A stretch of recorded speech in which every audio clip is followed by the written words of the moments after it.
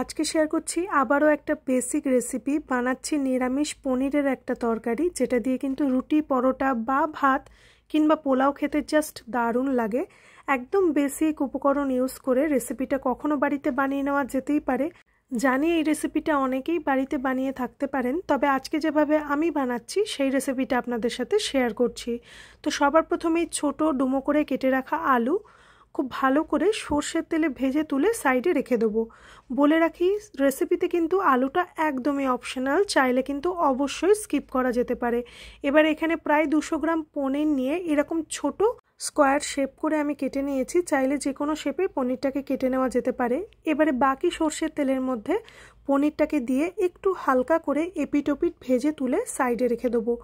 পনির অনেক সময় ভাজলেও ভালো লাগে, আবার অনেক সময় কিন্তু কিছু কিছু রেসিপিতে না ভেজে ডিরেক্ট দিলেও কিন্তু তার টেস্টটাও একদম অন্যরকম হয়। এবারে একটা পাত্রের মধ্যে আমি বেশ খানিকটা নর্মাল জল নিয়েছি, মানে একদম রুম টেম্পারেচারে থাকা জল নিয়ে পনিরটাকে ভিজিয়ে রেখে দেবো যতক্ষণ বাকি রান্নাটুকু হবে।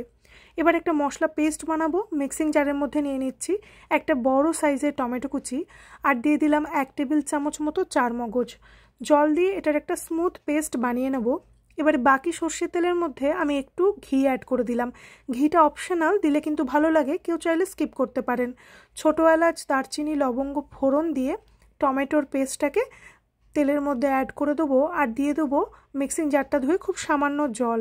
একটু নেড়েচেড়ে রুটিনের কিছু গুঁড়ো মশলা অ্যাড করব। দিয়ে দিলাম স্বাদ মতো একটু লবণ, চিনি, ধনে গুঁড়ো, কাশ্মীরি লঙ্কার গুঁড়ো, খুব সামান্য হলুদ গুঁড়ো। কেউ চাইলে শুকনো লঙ্কার গুঁড়োটাকে অবশ্যই অ্যাড করতে পারেন। খুব ভালো করে মশলাটাকে মিশিয়ে নিয়ে একটু কষিয়ে নিতে হবে গ্যাসের আঁচটা স্লোতে রেখে। তবে এই পর্যায়ে আমি অ্যাড করে দেবো বেশ খানিকটা মটরশুঁটি। আমি এটা ফ্রেশ মটরশুঁটি ব্যবহার করেছি, কেউ চাইলে ফ্রোজেন মটরশুঁটিটাকেও এই রেসিপিতে ব্যবহার করতে পারেন। চেরা কাঁচা লঙ্কা, ভেজে রাখা আলু দিয়ে খুব ভালো করে মশলাটাকে মিশিয়ে নিয়ে গ্যাসের আঁচটা কমিয়ে রেখে ঢাকা চাপা দিয়ে রান্না করে নেবো। তাতে করে কিন্তু খুব ভালো মতো আলু আর মটরশুঁটিটা কিন্তু সফট হয়ে যাবে। এবারে একদম মশলাটা থেকে তেল ছেড়ে এলে খানিকটা জল আমি এর মধ্যে অ্যাড করে দেবো, মানে কোন জলটা, যেখানে আমি পনিরটাকে ভিজিয়ে রেখেছিলাম। আর খুব সামান্য জল প্রয়োজন পড়লে অ্যাড করতে পারেন।